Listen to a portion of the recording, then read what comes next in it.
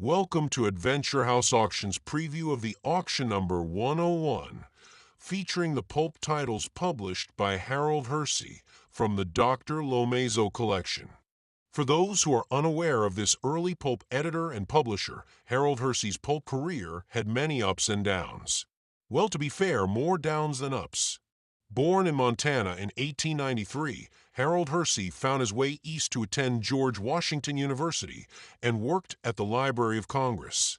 After a brief marriage, Harold moved to Greenwich Village, New York, and helped famed women's rights activist Margaret Sanger publish her journal. His other literary publications included The Open Road and The Quill. Both of these ultra-rare publications will be in a future auction. Just after the end of World War I, Hersey got a job as editor at Street and Smith, where he produced the Thrill book. Street and Smith had been a big publisher of dime novels from the late 1800s and had created several new pulp titles by changing the format from a dime novel to that of a pulp. Titles like Wild West Weekly and Top Notch magazine, and even retitling Nick Carter to Detective Story magazine, but the Thrill book was different.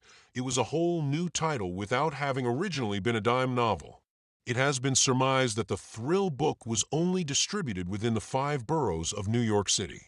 It contained no ads and was printed and bound closer to the size of a dime novel than that of a pulp. His tenure at the magazine only lasted half of the run, and Hersey found new employment almost immediately with the Clayton Group of magazines and its founder William Clayton. Hersey remained with Clayton, working his way up from title editor to group editor for a number of magazines. Around 1927, Hersey met the flamboyant Bernard Macfadden. Macfadden mostly published large bedsheet publications like Midnight and Dream World.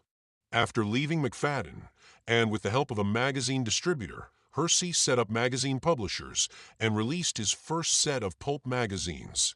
Most of these nascent titles never got any traction and was replaced with ever more obscure titles. Pulps like Under Fire magazine, Firefighters, and The Dragnet came and went with great regularity. It was with The Dragnet that Hersey became enamored with the quote gang, unquote magazines.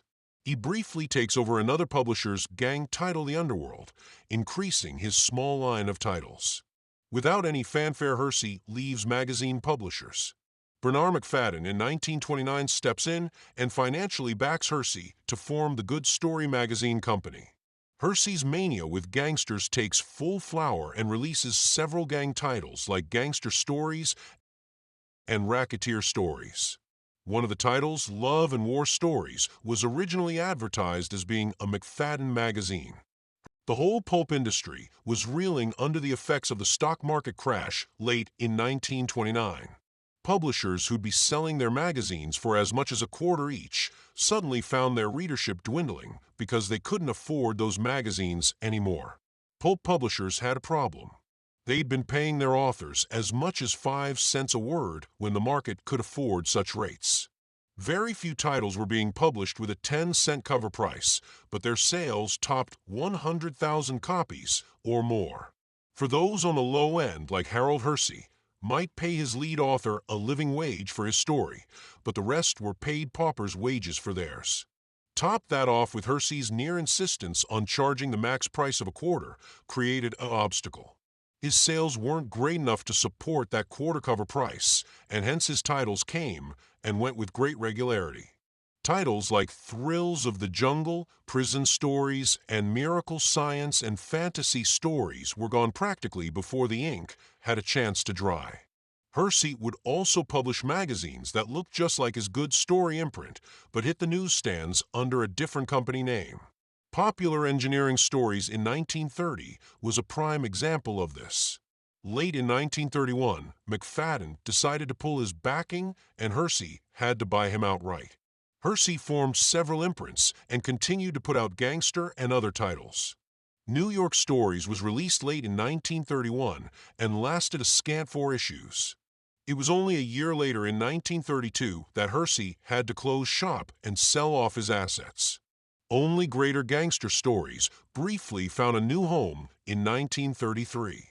In 1936, Hersey with 2 other backers released a small handful of hybrid pulps. These titles featured mostly scantily illustrated stories of comic strip characters, and the magazines were saddle-stitched like a comic book with only 96 pages. Flash Gordon Strange Adventure magazine nearly folded before you could read the title. Also in that line of magazines were Tailspin Tommy Air Adventure magazine and Dan Dunn Detective magazine. Neither made it past 2 issues. These 3 titles, Flash Gordon Strange Adventure Magazine, Love and War Stories, and New York Stories, are in auction number 101. The rest you'll find in upcoming auctions here at Adventure House Auctions.